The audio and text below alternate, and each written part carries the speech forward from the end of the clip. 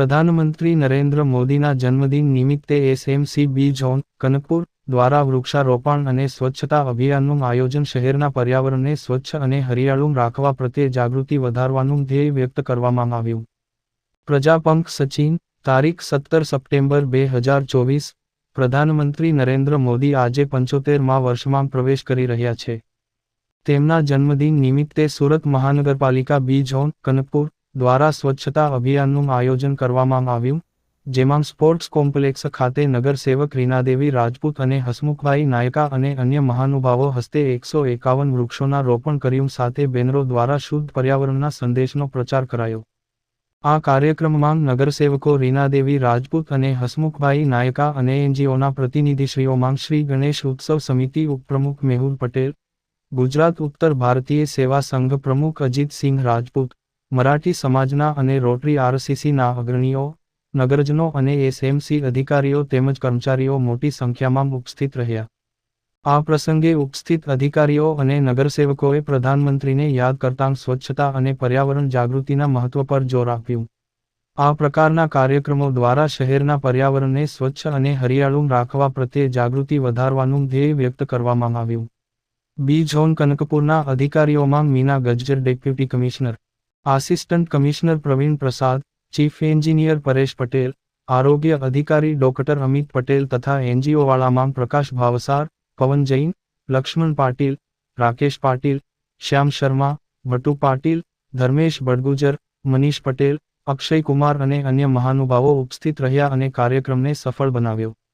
PM શ્રીના જન્મદિને મહાનુભાવોએ કહ્યું કે આજે માન્ય શ્રી વડાપ્રધાન સાહેબનો જન્મદિવસ છે, તે નિમિત્તે આજે આપણે અહીંયા વૃક્ષારોપણ તથા સ્વચ્છતા અભિયાન ચલાવ્યું છે. શું કહેશો?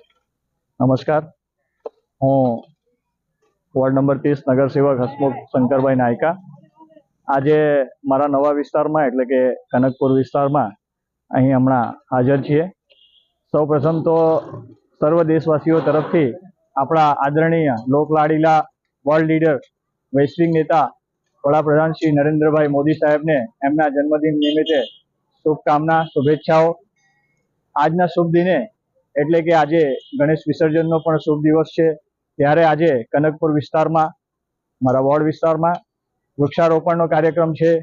સાથે સાથે સ્વચ્છતા અભિયાન પણ આજે સુરત મહાનગરપાલિકા દ્વારા હાથ ધરવામાં આવ્યું છે, ત્યારે સર્વ એસએમસીના કર્મચારીઓ જોડે આજે વૃક્ષારોપણ કરી અને સાથે જ સ્વચ્છતા અભિયાનનું એક સુંદર કાર્ય કરી આજે અહીં ખોડિયાર માતાના પ્રાંગણમાં આજે અહીં સૌ ભેગા થયા છે. ત્યારે સર્વ નગરજનોને હું મારા તરફથી સ્વચ્છતા રાખે, આજુબાજુના વિસ્તારમાં કશે પણ કચરો કે ગંદકી ના કરે એવા શુભ આશયથી આજે હું સૌને એસએમસીના કર્મચારીઓ જે આજે સુંદર કાર્ય કરી રહ્યા છે સ્વચ્છતાનું, તે બદલ હું બિરદાવું છું. અને એક પેડ માં કે નામ ના કાર્યક્રમ અંતર્ગત આજે વૃક્ષારોપણ જે અહીં થઈ રહ્યું છે તે માટે હું સુરત મહાનગરપાલિકાની પૂરી ટીમને અને અહીંના નગરજનોને અને આપ સૌ પત્રકાર મિત્રોને અભિનંદન પાઠવું છું.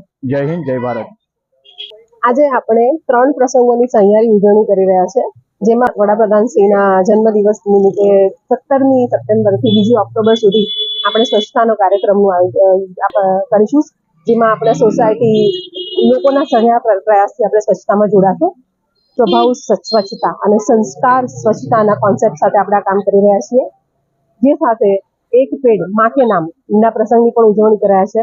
અને આપણે સૌ જાણીએ છીએ તેમ આજે આપણા બાપા આપણી વચ્ચે વિદાય લઈ રહ્યા છે, તે પણ એક પ્રસંગ આપણે સૌ ખૂબ જ આનંદમય ઉજવીએ અને આપણા વડાપ્રધાનશ્રીને ખૂબ લાંબા આયુષ્ય માટે શુભેચ્છા આપીએ અને ઉત્તરોત્તર આપણો દેશ પ્રગતિ કરે એવી શુભેચ્છા સાથે થેન્ક યુ.